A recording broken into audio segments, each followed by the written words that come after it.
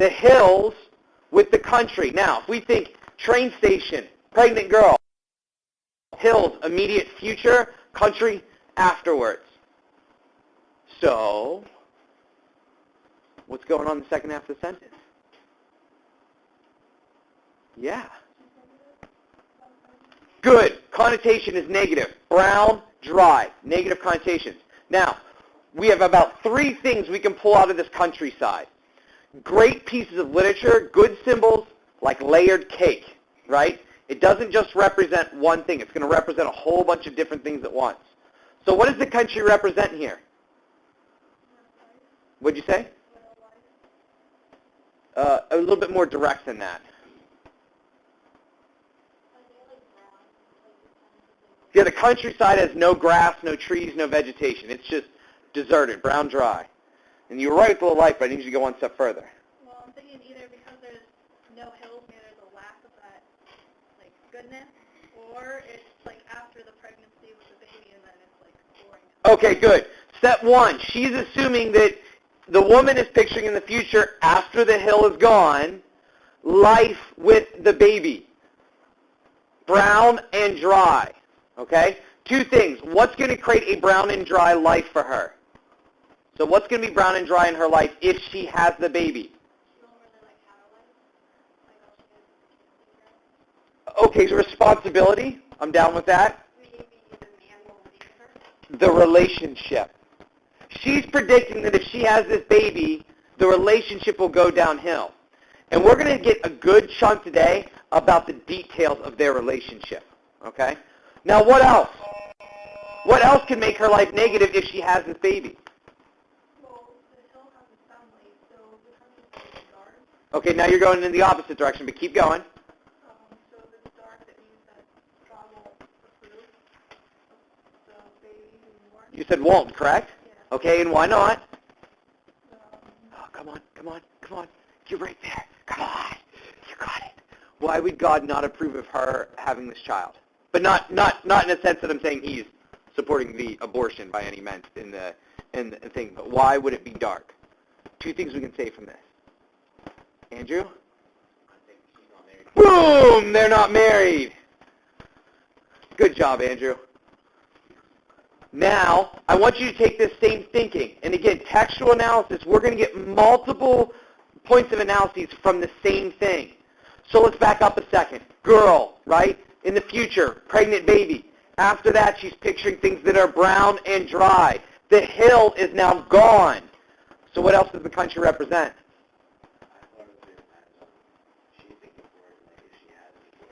There it is, option number 3.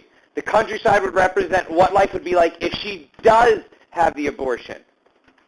So in this sense, the countryside both symbolizes her life with the baby and her life having the abortion. Now, why this sucks for her. Well, that's what we're going to talk about, right? No matter what, it's bad, isn't it? Write down the word dilemma. D-I-L-E-M-M-A. Dilemma is any time you are usually between 2 choices. But you have to make a choice, and no matter what, it's wrong. I'm sure you guys have had those moments in your life already, right? No matter what, you were going to choose option A, things are going to turn bad. You choose option B, things are going to be bad. So you have to choose the lesser of 2 evils, okay? And that's what she's choosing. She's saying, hey, if I choose to keep the baby, things are going to be terrible. If I choose to not keep the baby, things are going to be terrible. What does that represent about her character? Literary term. Literary term. Literary term. I mean, it was a literary term, but it's not that. Nope. Literary term. What did you say? She is a round character. Not necessarily what I was looking for, but you are correct in that sense. The what? Hold on to that thought. We're going to discuss that more at the end of the story. She has to make a choice, and no matter what, her choice is going to be wrong. She doesn't know which choice to make.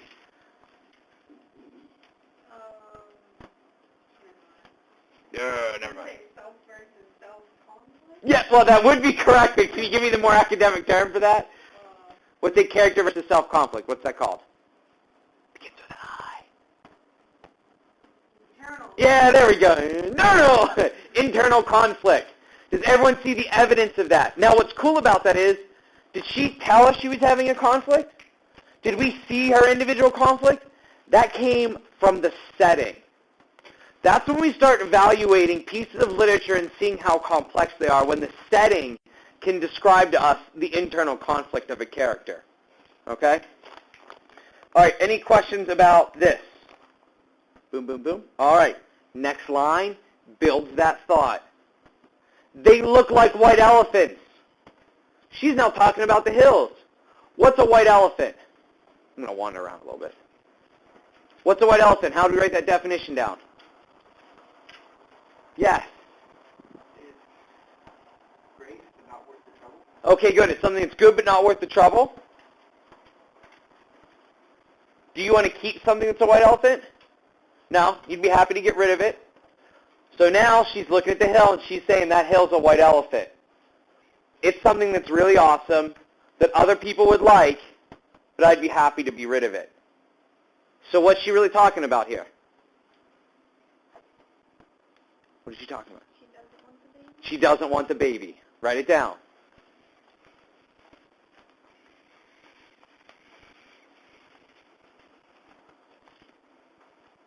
Now, that's not to say that she's made up her mind. What we're merely seeing is the evolution of her mind.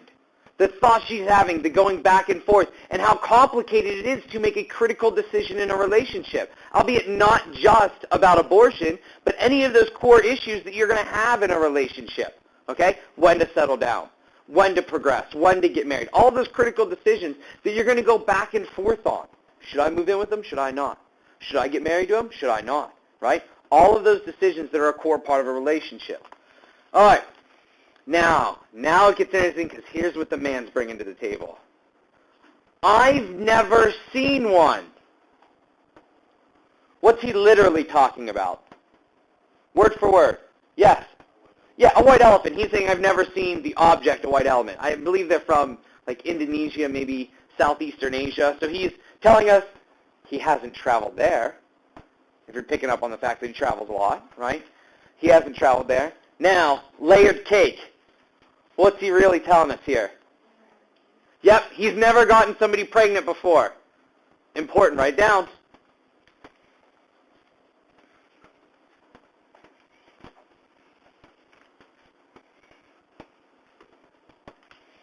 What also is he saying? Layered cake. She said white elephant. He said, I've never seen a white elephant. You took the literal white elephant. What's the figurative white elephant? He's never been in this sort of situation and he's never had to, like, choose. That kind of goes with the, I've never had somebody pregnant before almost. I want to focus more on the white elephant aspect. He wants the baby? No, but that's good thinking, though. I like the idea. He doesn't see it like... Not it. Forget the baby. Go back to white elephant. He's saying he's never seen a white elephant. So what is he saying he's never had in his life? Opposite. Yes, and how did you get there? Because the white elephant is something that's good, but you would want to give it away. Yeah, there it is. He's saying I've never had anything that's lost its value to me. I've never had anything that became purpose, that lost its purpose, right? I've never had anything that I'd be happy to get rid of. So what has he never had in his life? Because he's now reflecting. What happens when you reflect on your life and you said, I've done nothing wrong. Everything I got and I loved. Yep, he has no regrets.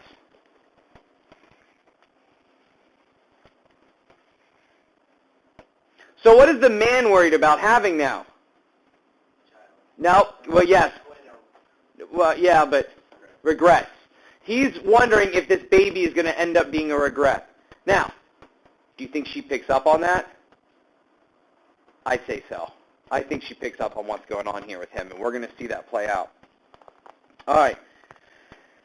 Her response, write down tone shift. Because before she goes, they look like white elephants. He goes, I've never seen one. And she goes, no, you wouldn't have. Her tone shifts, right? She gets angry. She's snapping at him. Then he continues and says, I might have. Just because you say I wouldn't have doesn't prove anything. So what's going on here?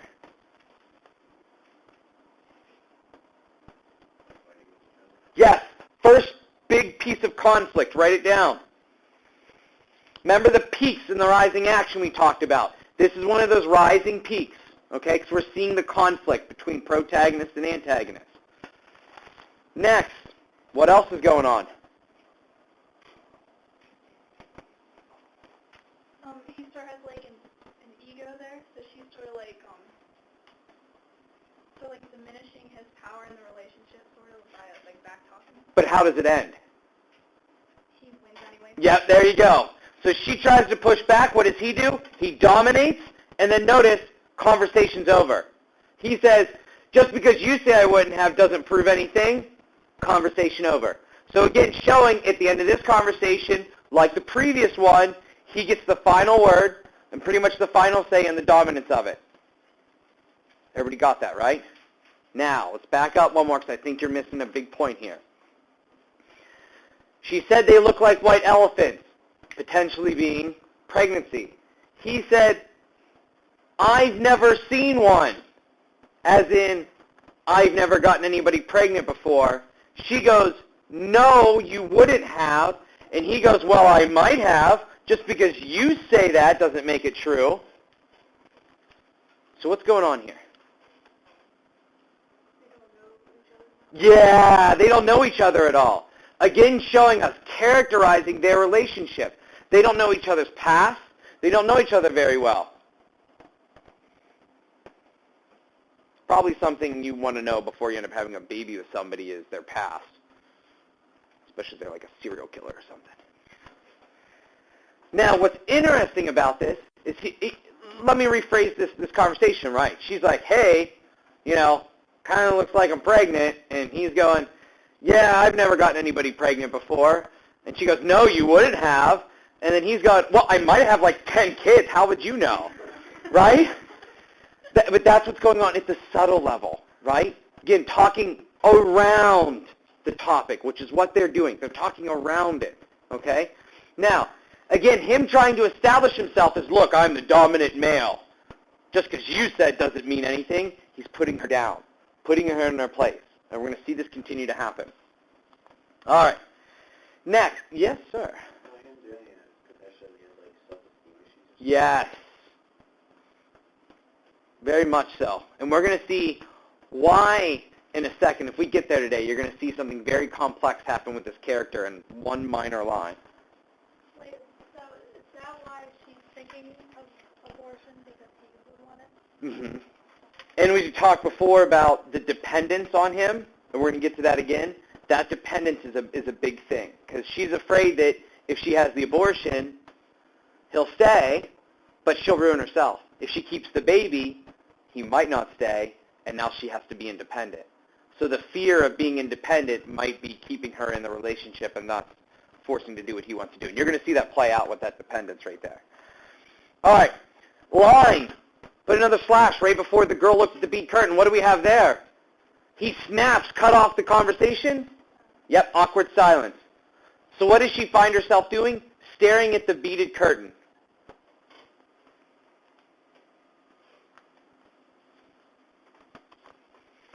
This gets really interesting. They painted something on it. What does it say? That's her. He says, Anise del Toro, it's a drink. And she says, could we try it? I want to stop right there because it's going to get really complex. I want to start with the beaded curtain. What is written on the beaded curtain? Good. In what language? What does she say? Why would she have to ask what it says? Bam, right there. She doesn't speak Spanish, which tells us she probably doesn't have a Hispanic background, which means she's also not native to this country. But she's also not American. So again, showing that dependence, she's in a land that she's not from. She's with a man who is not from her native country.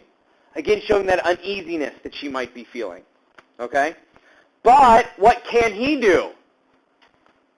All right, good. A couple things. He can speak Spanish. So it shows what about his